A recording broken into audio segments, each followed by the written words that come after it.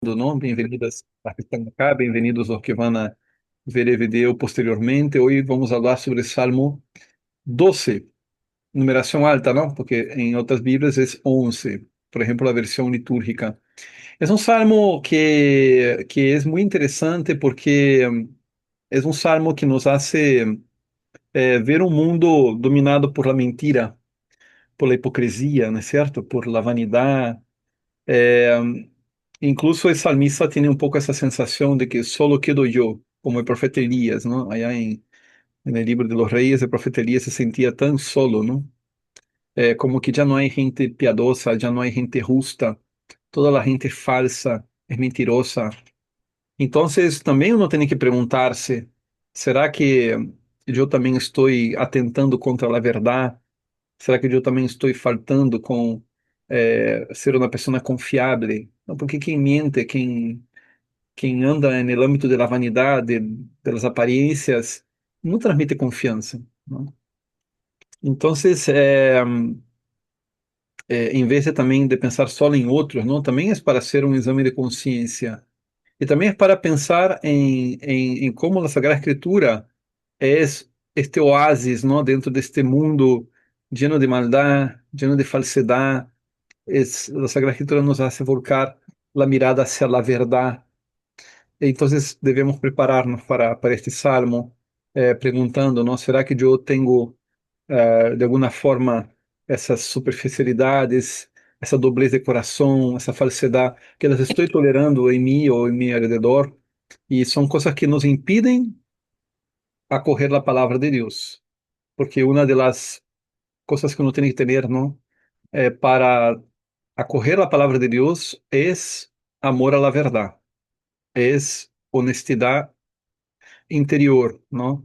Honestidade intelectual, honestidade moral, é esse desejo sincero de enfrentar a verdade, não importa se me vai doler. Então, será que eu estou tendo essa atitude? Vamos a ver esse salmo agora, vamos a pedir ao Espírito Santo que nos predisponga também, que nos dê entendimento para a palavra. Começamos orando, não? Em nome de Patris et Filhos et Spiritus Sancti. Amém. Pater omnium benedictionum, infunde super me gratiam Spiritus Sancti, ut mens mea aperiatur ad intelligentiam, sacrarum scripturarum, et ut interpretando eas con auxilio eius, cor meum aperiatur ad veritatem et conversionem. Revela mihi ac via iterum mysterium Filii Tui, Jesu Christi, Domini nostri. Ut fides mea crescat, spes mea roburetur, semen verbi tui fructum ferat in me, per caritatem et virtutem, per Iesum Christum Dominum nostrum. Amém. Iesu Domini misericordiae, in te confido, Maria Virgo dolorosa, ora pro nobis, in nomine Patris et Filius et Spiritus Sancti. Amém.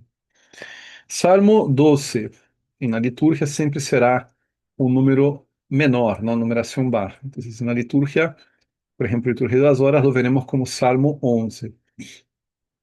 Sálvanos, Senhor, que se acabam os buenos, que desaparece a lealtad entre os homens. No hacen más que mentir a su prójimo. Hablan con lábios embusteiros e com doblez de coração. Extirpe el Señor los labios embusteros y la lengua fanfarrona de los que dicen, la lengua es nuestra fuerza, nuestros labios nos defienden. ¿Quién será nuestro amo? El Señor responde, por la opresión del humilde, por el gemido del pobre, yo me levantaré y pondré a salvo al que lo ansía. Las palabras del Señor son palabras auténticas, como plata limpia de ganga, refinada 7 veces.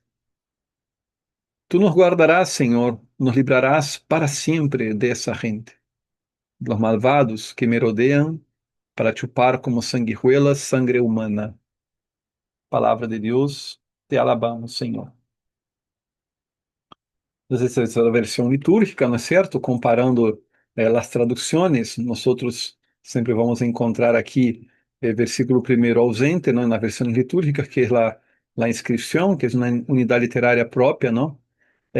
E acá temos o corpo de salmo, que se apresenta como um salmo único também, sem partes que tengamos que separar, não?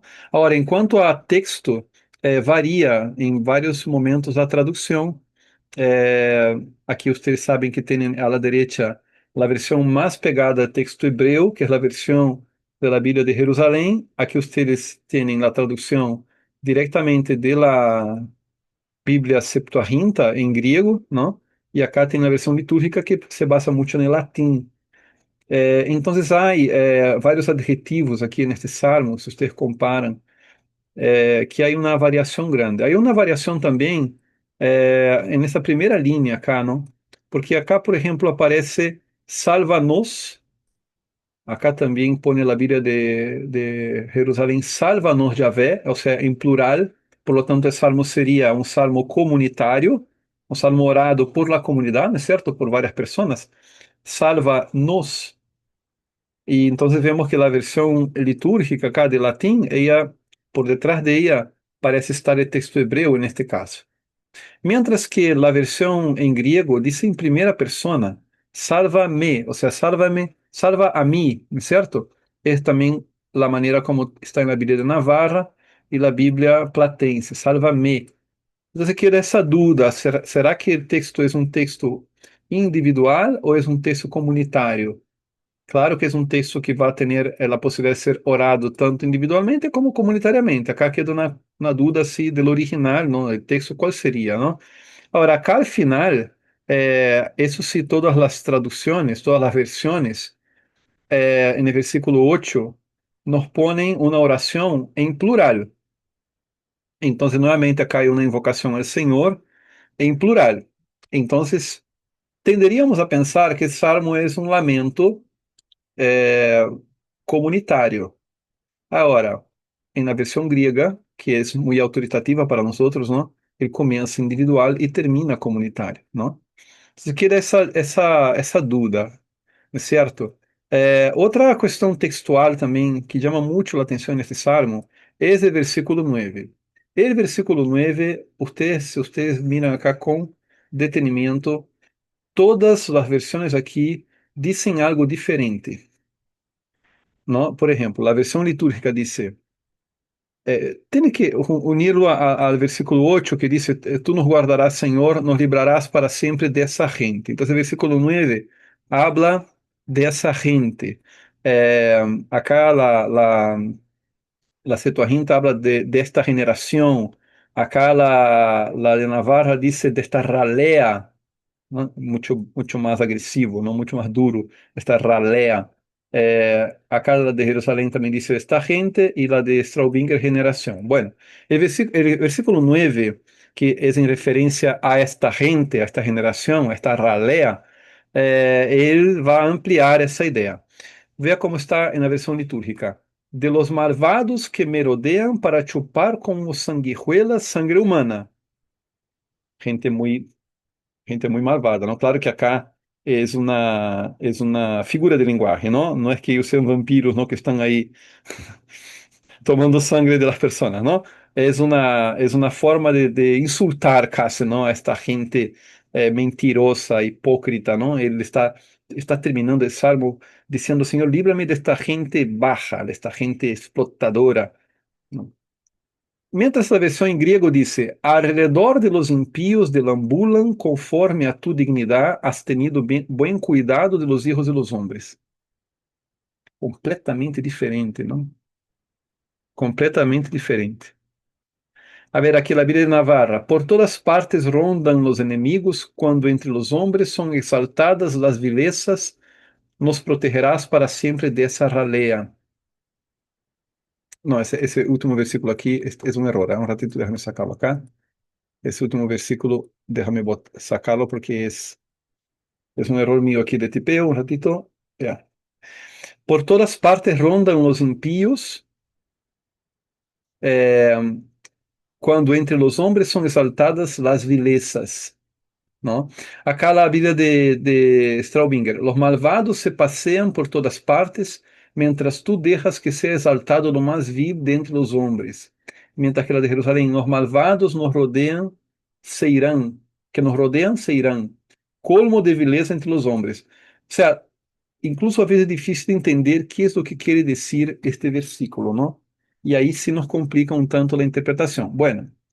De todas maneras, nos dá a impressão que o texto nos está falando de como esta gente malvada sigue deambulando por aí, sigue explotando gente, mientras Deus cuida a los hombres, ao mesmo tempo Deus permite que estes, entre eles, estén exaltando suas próprias vilezas, não, suas próprias maldades. Eso es lo que da la impresión que está diciendo aquí. Pero ustedes ven que aquí hay un tema textual fuerte, entonces, ese es el texto que tenemos en mano, ¿ya? Ese es el texto que tenemos en mano. Vamos a, ahora sí, ahora contextualizar, ¿no? Contextualizar ese texto. Déjame tomar aquí el texto de la Biblia de Navarra, ¿no? Vamos a ir a la ficha también, a nuestra ficha de estudio. Eh, Vamos a ver aqui palavras que são interessantes de observar, não? Palavras que são interessantes de observar. E no versículo 3 temos eh, a palavra lábios, lábio lisonjeiro. Também temos aqui, perdão, aqui, lábios lisonjeiros e doblez de coração, não? São duas expressões que hablan del hombre, de los hombres mentirosos, ¿no? Mis lábios lisonjeros y doblez de corazón. Lábios lisonjeros, es decir, um linguaje adulador, manipulador, portanto, gente que busca dominar através do linguaje, controlar a outros através de linguaje. Vai haver uma variação de tradução também aí, algumas Bíblias falam de lábios falaces, outros embusteiros, fraudulentos. Lá de Jerusalém põe lábios melosos, não? Melo, na tradução está graciosa, não? Es decir, gente que habla bonito, gente que quiere seducir, convencer, adular, lisonjear, pero está lleno de doblez de corazón, son embusteros, son falsos. El texto en hebreo tiene una manera curiosa de escribir doblez de corazón. Eh, Dice, tienen corazón y corazón, o sea, repite la palabra corazón dos veces. Es como si la persona tuviera un corazón para dentro de sí, que es un corazón malintencionado, ¿no? Es un corazón malvado, y un corazón para fuera de sí, ¿no? Él muestra otra cosa. Él tiene un corazón, ¿verdad? ¿No? Que es realmente lo que él es, pero él por afuera muestra otro corazón, ¿no? Así está escrito en hebreo, tiene corazón y corazón, como si la persona tuviera dos corazones, ¿no? Por eso que en castellano se dice doblez de corazón. Y esa es una, después vamos a analizar un poco más, esa es una cosa muy triste, ¿no? Porque es la hipocresía, es la falsedad, es la impureza también, tiene mucho que ver con la impureza de corazón. Outro, outra palavra importante acá é esta frase de versículo 5. Vamos ver se não há nada mais acá também. Versículo 5, que vai dizer aqui, quem é nosso Senhor? A tradução de la liturgia decía, no, ¿quién es nuestro amo? Incluso creo que estaba mal escrito, no decía quién es nuestro amor. En realidad, quién es nuestro amo, ¿no? Acá son los mentirosos diciendo, ¿no? Nuestras lenguas tienen fuerza, nuestros labios nos pueden proteger, es decir, gente que se vale de la palabra para manipular, para tener poder, para protegerse. Y ellos dicen, ¿quién es nuestro amo? ¿Quién es nuestro Señor? Essa expressão é bem interessante porque já é uma afronta direta a Deus, essa autossuficiência humana. En Salmo 9 y 10 veíamos cómo los impíos decían, ah, Dios no existe, pues, y si existe está muy lejos y no me ve, y bueno, y si me ve no me va a indagar, no me va a cuestionar. Pero eran los pensamientos y sentimientos del impío. Ahora es lo que ellos dicen, ¿no? Los impíos empiezan a expresarse acá, diciendo que Dios no es su Señor. Luego viene el versículo 6, que tiene la expresión, eh, aquí, versículo 6, me pongo de pie, ¿no? Ahora, me pongo de pie, dice el Señor, ¿no? El Señor escucha el gemido de los indigentes, la opresión de los humildes, y dice, me pongo de pie. Esa expresión acá también que en la versión litúrgica decía, eh, me levantaré, ¿no? Yo me levantaré. También la Biblia de Straubinger dice, yo me levantaré, la de Jerusalén dice, me voy a levantar, ¿no? Es como si Dios estuviera dormido, echado, sin hacer nada, hasta que él escucha el clamor de los oprimidos, de los indigentes. Entonces el Señor se pone de pie. Esa es la expresión para hablar que el Señor empieza a actuar y actúa dando la salvación, porque en la secuencia dice aquí el texto, para dar la salvación a quien la anhela, que también es una frase interesante, ¿no? Porque la salvación de Dios viene para el hombre que clama, para aquel hombre que quiere salvarse. Dios no se va a levantar por quien por quien no lo invoca. Dios no se va a levantar por quien no lo anhela. El Señor salva a quien anhela. Entonces la salvación no es algo, es gratis, pero no es algo que Dios está dando a cualquiera.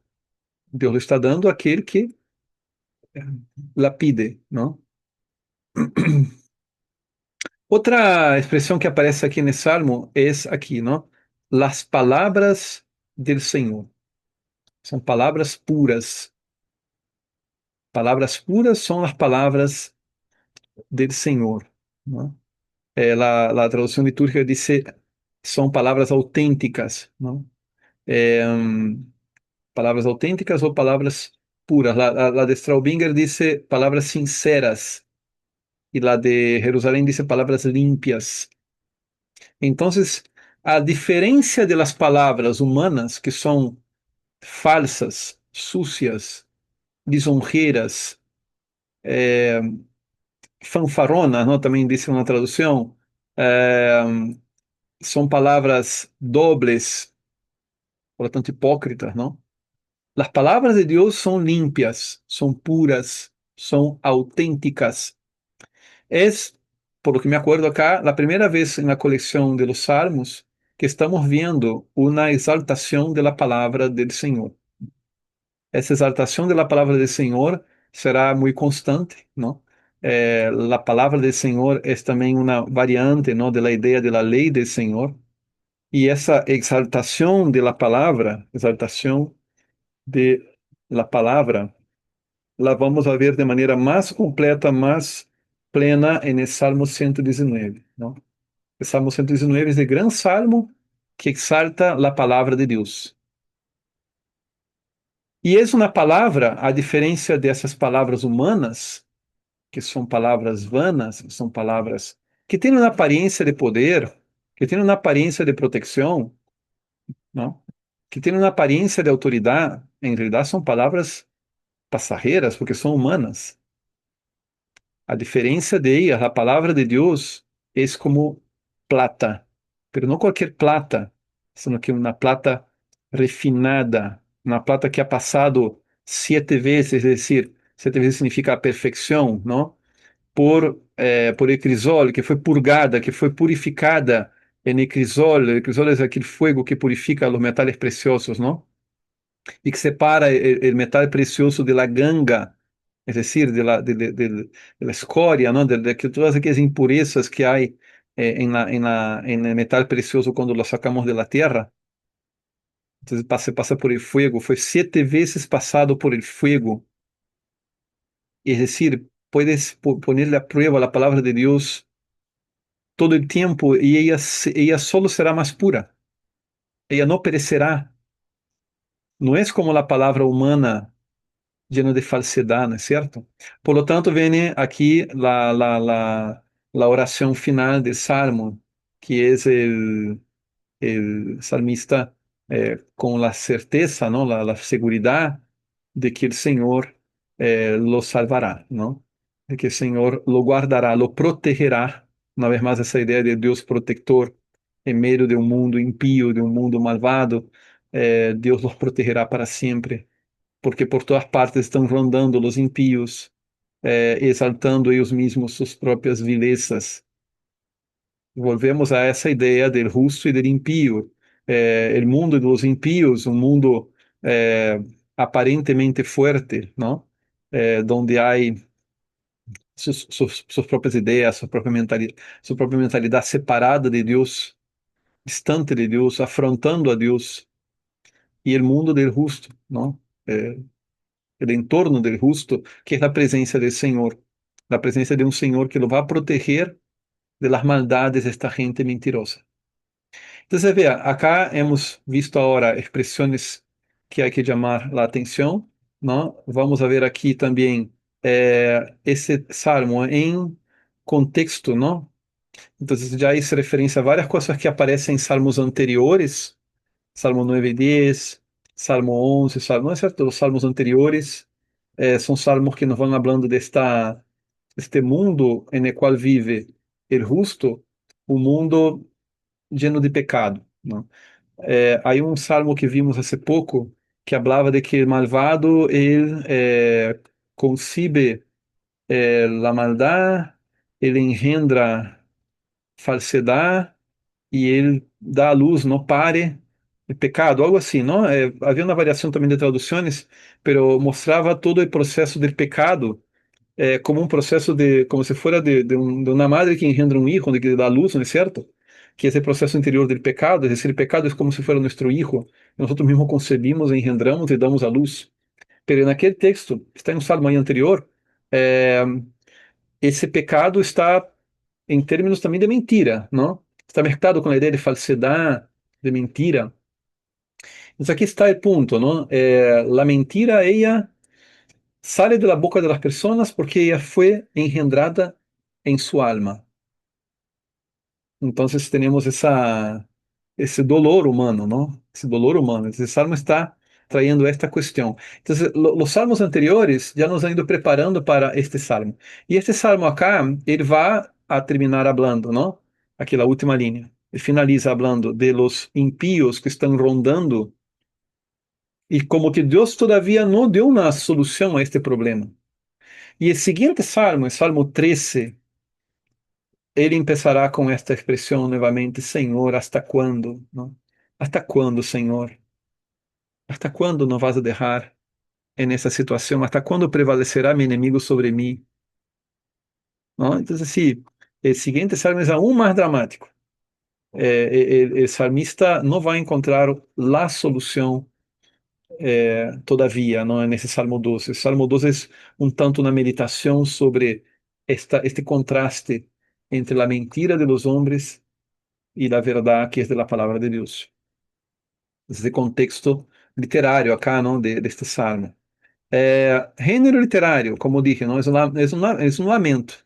Há uma invocação de salvação, não? Há uma súplica, pero el salmista está lamentando, não? Está lamentando, pero também há aqui um oráculo. Há esta ideia, não, de que o Senhor está escutando o clamor del indigente e o Senhor se está poniendo de pie. E o Senhor está entregando palavras puras. E aí, quando vemos que a palavra de Deus interviene no mundo através de algum profeta, através de alguma voz humana, isso lo solemos dizer um oráculo, não? Então, podemos dizer que é uma lamentação, podemos dizer que é uma lamentação individual ou comunitária, aí quedou essa dúvida, não? É uma lamentação com um oráculo, não? Uma manifestação da palavra. Então temos esse gênero, não? É uma lamentação. É, momentos de salmo. Repetimos aqui, os momentos de salmo. Empieza com uma súplica, em várias versões, a versão griega, não? É uma súplica personal. Pronto começa, depois da súplica personal, o texto empieza a, a, a pedir um juízo, não? Aqui, versículo 4, ele tem um pouco de imprecação. É uma petição de juízo. E aí o Senhor escuta essa petição e o Senhor se levanta, que é o terceiro momento. Né? Então, temos uma súplica, uma petição de juízo, não? Que o Senhor corte essas línguas, não? Que o Senhor hiera estes lábios mentirosos. Porque, lamentavelmente, ante a, mentira, a falsidade, não podemos censurar, não? Lamentablemente, el crimen de calúnia, de difamação, ele só é punido depois que ocorre. Censurar é muito difícil. Incluso na cultura de hoje, creio que vale a pena abogar por uma liberdade de expressão, não? Pero aí uno tem que também ter, de pronto, aí um sistema que puna a calúnia, a difamação. Pero aí também vem um outro tema, não? Quem são os jueces? Quem são os que têm a potestade de juzgar, não? Pero bueno, se supone que uma boa sociedade tem buenos abogados, buenos jueces, e que vão a poder juzgar casos de calúnia, de difamação, de mentiras. Só que é um tema muito delicado, ¿no es cierto? Então, a vezes está a tentação de querer que se censure a voz de algumas pessoas, porque realmente hablan muitas mentiras. Então, é um salmo também para reflexionar sobre isso, não? Sobre esse tema tão atual. Eh, por outra parte, el salmo nos deja claro que as palavras vanas, as palavras mentirosas, ellas não vão a llegar lejos. São palavras de gente que perecerá, não? De gente que cairá, não? Tarde ou temprano a verdade brilha. Pues entonces, está la respuesta divina, ¿no? Aquí en el versículo 6, o al menos la promesa, ¿no? De que el Señor eh, se levantará y manifestará su palabra, ¿no? Al menos aquí hay una respuesta de Dios. Y finalmente un acto de confianza final, ¿no? El salmista confía que el Señor lo guardará en medio de este eh, mundo lleno de hipocrisia, falsedades. São os quatro momentos do Salmo, não? Que têm uma coerência, não? Têm uma sequência bastante coerente aqui. É, de quem é esse texto? De onde procede? O mesmo texto. Ah, perdão, antes de ver isso, não? Antes de ver isso. Entender aqui que há um movimento nesse salmo, não? Que eu já hice menção, mas vamos falar assim em termos um tanto técnicos, não? Há um movimento nesse salmo de contraste, um paralelismo, não? Um paralelismo antitético, que é contrastar as mentiras humanas com as palavras puras, autênticas, veraces do Senhor. Não podemos dizer que esse é o movimento mais importante deste salmo. Essa menção constante à ideia de lábios, à ideia de língua, não? Não? Aqui também, não? Lábios, língua. É, se repite várias vezes, mira, lábios, língua, que são realidades corpóreas de los hombres. Portanto, acá está sendo bastante muito claro, não muito concreto, e contraste de esto com as palavras de Senhor, que não brotam de bocas humanas. Não brotam de bocas humanas. Deus pode inspirar a homens para que las professem, pero são palavras que vêm do céu. Então, esse contraste também é interessante, não? É um salmo pequeno, pero um salmo que tem esta riqueza. É um salmo que não tem aqui arriba um contexto histórico definido, simplesmente diz de Davi, pero hemos de pensar em el rei Davi em los momentos em que ele era perseguido, caluniado, difamado por el rei Saul. Davi não era rei todavia, não? Ele era um jovem muchacho, guerreiro, que havia vencido a Goliat, que agora liderava as tropas de Saul, pero o próprio rei se llenou de envidia e se pôs a perseguir a Davi. Então, Davi realmente foi um homem que viveu essa situação aqui que o Salmo descreve, por lo qual, aunque o Salmo não esteja dizendo, não, claramente qual é o contexto histórico, podemos pensar nesse contexto davídico, mas não somente o contexto do rei Davi, também o contexto de vários reis, é certo? Porque intrigas de corte, conspirações, traições, é certo? Calúnias, essas coisas ocorrem frequentemente na vida humana, mas sobretudo quando alguém tem poder. Sobretudo quando alguém tem poder e quando outras pessoas querem subir al poder, acercarse al poder ou tomar o poder. Então, sea em uma instituição menor, não sei, pues uma empresa pequena, uma escola, passando por, não sei, universidades ou empresas maiores, e aí podemos ir ao âmbito público, não? Grandes empresas públicas, grandes cargos públicos de representatividade, onde o prestígio conta muito, onde a imagem da pessoa conta muitíssimo. Sobre todo aqueles cargos que são electivos, é decir, que as pessoas estão lá porque têm que convencer a muitos para que votem em ele, não? Diferente quando uma família é administrada por, quando uma empresa é administrada por uma família, não? Então aí você sabe que os dueños são família, não? Então aí não há muito que estar aparentando. Pero quando os cargos directivos são de pessoas puestas aí por políticos ou de políticos, então o político não pode ter uma imagem manchada.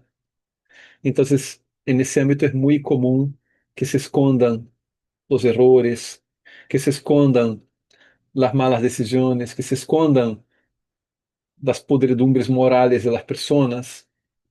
Es un mundo lleno de hipocrisia, de mentira. Y muchas veces en ese mundo conviene que los mentirosos se ayuden con sus mentiras. Pero eso puede ocurrir entre jóvenes, puede ocurrir entre parejas, ¿no? La pareja que traiciona a su pareja y esconde, ¿no? O tantas ocasiones en que uno tiene la oportunidad de mentir. Esse mundo, Jesus habla de demônio como padre de la mentira, ¿no? Justamente padre de la mentira es el que concibe la mentira y le da luz, ¿no? A la mentira. La mentira es su hija. Fue eso lo que Satanás hizo con Eva, ¿no? En el relato de pecado original, el primer pecado, la origen de todos los pecados, es un relato de mentira, ¿no? Me refiero a que Satanás convence a Eva de mentiras e ella prefere crer em las mentiras de Satanás antes que crer e observar a palavra de Deus. E esse é o paradigma de todo pecado. E aqui já estamos entrando um pouco no análise canônico, não? É decir, passagens bíblicos que nos podem ajudar a iluminar este passagem bíblico, correto?